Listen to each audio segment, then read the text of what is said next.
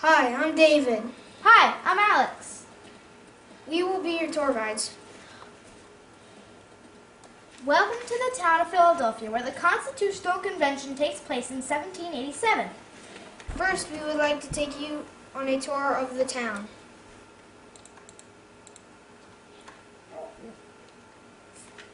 First, we would like to give you a tour of the livestock. Here's some livestock grazing in their stalls. Now let's visit the town church.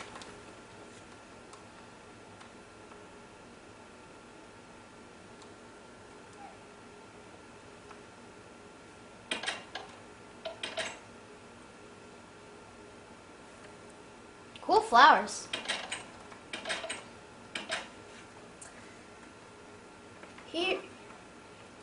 Alexa, here come the delegates to Convention Hall. Let's introduce some of the delegates.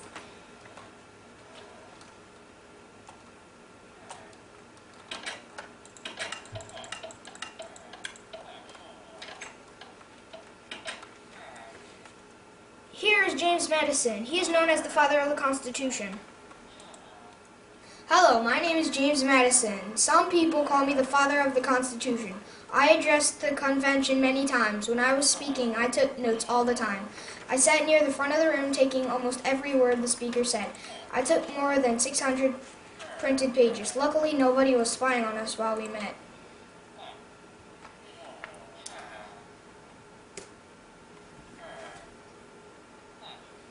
Okay. Here's George Washington. Hello, I'm George Washington of Virginia. I was the commander-in-chief of the Continental Army. I could have used my power to become a king. I don't want that kind of power. It actually is kind of scary, even to me. I was elected president of the convention. I was slightly shy at first, but I kind of like it. I have to admit, I'm so impressed by James Madison's work. He takes so many notes. It's ridiculous. So, it's really hot in here, and I feel like I might pass out, but I know I won't. I feel like I should be paid for this. That's enough for today. I'll write again when I have more information. The Three-Fifths Compromise was a very cruel way of voting. The South wanted to add slaves to the population, but the North said that why would slaves count if all you ever use them as and treat them as is property? So as a compromise, the Three-Fifths Compromise was a rule that a slave counted only 3/5 of a person. There were 55 delegates from 12 states. They came together to meet to discuss a plan of what the national government should be made of. They argued over the Virginia plan, the New Jersey plan, and the Connecticut plan.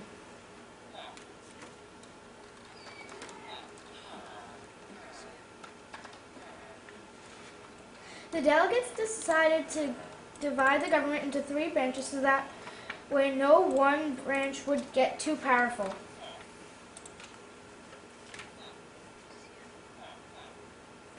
The Virginia plan was an indigenous document written by James Madison. Edmund Randolph was the person behind the Virginia plan. There are several parts to this. I will list them and give definitions. The legislative branch. This branch is the branch that makes the laws.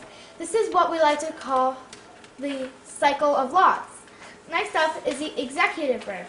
This is the branch that takes the laws from the legislative branch and carries out or implies laws. This is the middleman, sort of speak, in the cycle of laws. The judicial branch enforces the rules. It is a line of courts that interpret and apply the laws. They are the last step in the cycle of laws. The final step in the plan is Congress. The Congress, it's split up into 2 groups, the House of Representatives and the Senate. Their plan was to have a larger state in population and have more power and representatives in Congress. That was the final step, so I'll give you some of the facts. This plan was liked by many of the big states, including Virginia, New York, Pennsylvania, etc. Having this new government would represent the people, not the states. and that would give them more power in both houses of Congress. The New Jersey plan wanted to have equal representation. This plan, William Patterson said, it prevented small states from being swallowed up. The New Jersey plan had 3 branches of government. The legislative branch only had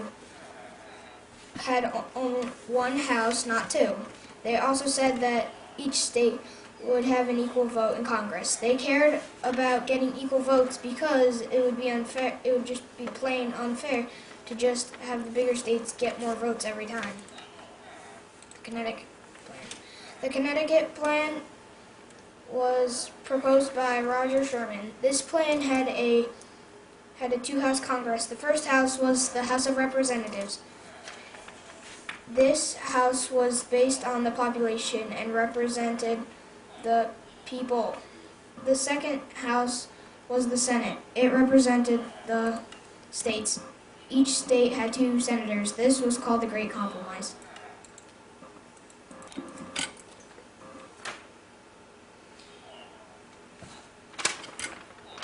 The delegates argued over whether or not slaves counted as people or property.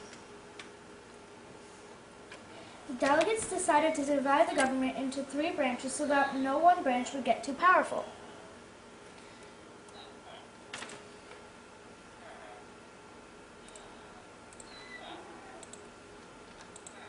The 3 branches of government. The 3 branches of government has 3 branches. First, there is the legislative branch. Their job is to make laws, approve federal judges and justices, passing the national budget, and declaring war. We have the executive branch. This is made up of the president and the vice president. Their job is defense, treasury, and homeland security. Last is the judicial branch. They are the Supreme Court. Also, they settle state disputes, hears court appeals, and determines if bills are constitutional.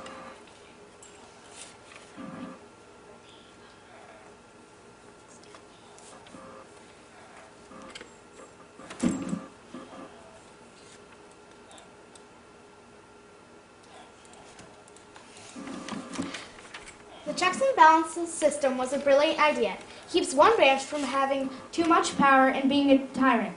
The system works like this. Each branch checks up regularly on the other 2 branches. This is an example of what could happen if they didn't check with each other.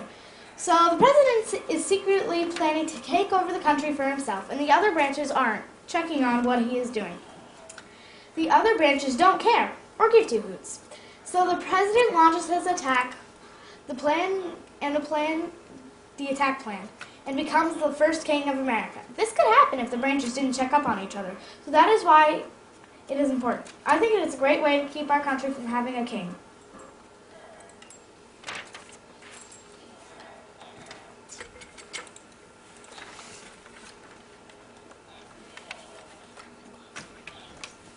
Oh, wait.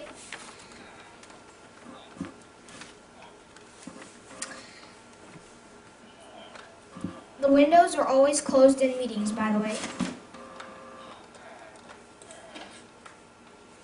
Much better. No one can spy on us this way.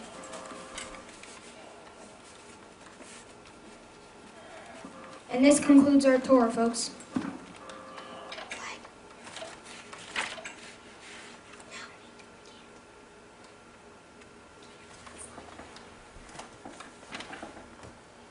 I'll do it.